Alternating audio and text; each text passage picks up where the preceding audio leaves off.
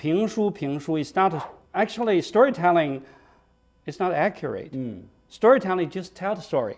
So like you can tell any story, or a movie or a Hollywood movie, or you tell people how it goes, what happened, and you can make that fun. But that's only part of the storytelling. The other part is 评. Yeah. 评 means analyze. Yeah. So 评 is analyze. Situation analysis. Yeah. So 评 means analyze. 书 in this case The means story. book or story. Yeah. But so you're not just telling the thing like, Right. okay, they told me to say this. Yeah. You're really thinking about like, what are the characters thinking here? Why he think that one? Why he do this? Why he do that? Yeah. And then also adding in the performance element of it. You know, somebody, they get their arm cut off or something. That's what we learned from the Peking opera. You have to. For my teacher always told me, if you want to learn storytelling, want to perform storytelling, you have to be familiar with the Peking opera, because a lot of things you do, the voice making, the actions you do is all borrowed from 京剧 like 二参见国台 Yeah. 老生 三将军无需不细进的报 其实 章 跟 未 yeah 报谁来 其实都是京剧 Yeah, it's like, If you don't know 京剧 you cannot do this. Yeah. And 相声 is like at least you have two people. We can. Yeah, you have a pacing. This is actually, as just a comedian, one man show. As a comedian, it's much harder to do a one-person thing than a two-person thing. Or I'll put it this way. They're differently difficult, but if you have a second person, you will feel safer at all times. Yeah, someone can cover your Someone six. can cover you if you mess up because they'll get you back on track. But for a single person, you have to do the whole thing yourself. You're performing, you're acting for three people or different characters. You have to jump between this person and that person during conversation, and then you have to jump in, jump out. It's even a lot like modern day stand-up comedy, where it's like is that more like talk show? Well, yeah. Well, so there. I mean, obviously in xiangsheng, the traditional xiangsheng, you have the two-person performance. But then even just in stand-up, if you're on stage and you would never say like, and then I called my mom and told her I couldn't get a job, and my mom asked, why couldn't you get a job? And I told her, well, it's not easy. Like, you don't do that. You're like, Mom, I can't get a job. Why can't you get a job?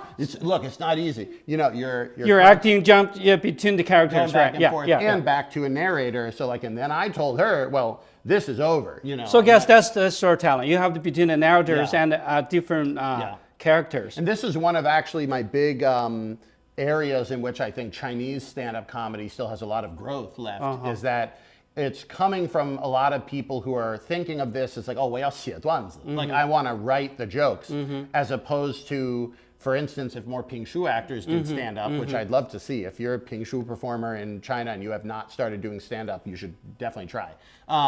Don't give up the Pingshu, but also try the other one.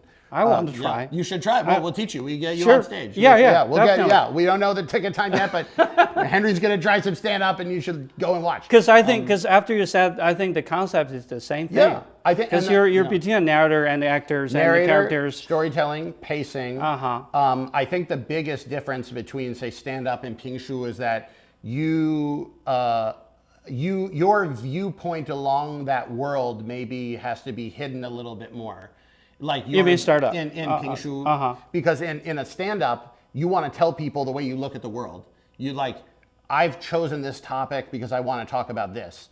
With a Pingshu, you might have a select group of topics that are kind of regular Pingshu topics. No, it depends. You could really just say, can you do Pingshu about like... That's why we do live storytelling. Yeah. If you're doing on radio or TV, there are a lot of things you cannot say you don't have enough time. Yeah. Because on TV or radio or even online, you can do only 20 minutes or 30 minutes. They don't give you enough time to analyze or give you your point of view. Traditionally, if you're going to be in this courtyard for 2 hours, you can talk. 1 hour each week. 1 hour each week. Is that and how you're it works? doing a whole story, so you can maybe. I mean, I would say like my 师兄 Wang Yuebo, he can do one story in 7 years. Wow.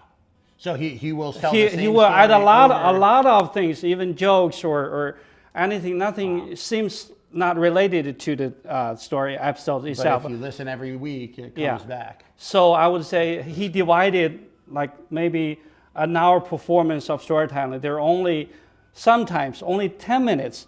Like let's say, okay, we're doing Three Kingdoms today. Yeah. So among my 1 hour performance for the episode 1 or episode 2, there are only 10% of the time I'm telling the Three Kingdoms itself, Kingdoms. but the other 50 or 45 minutes, he's talking a lot of other interesting things. Wow. So they will attract you to come every week. That's if I just tell the story itself, then people, it's just over. Yeah. That's cool. Yeah. So this you know, this is one of the most challenging things I think about the internet is it's allowed us to reach each other and to be able to share this art form with people that may have never known it. Right. But it's also getting harder and harder to do these live things. Like, Yeah, you know, yeah. in old Beijing, you want to tell one story every week over 7 years. Yeah.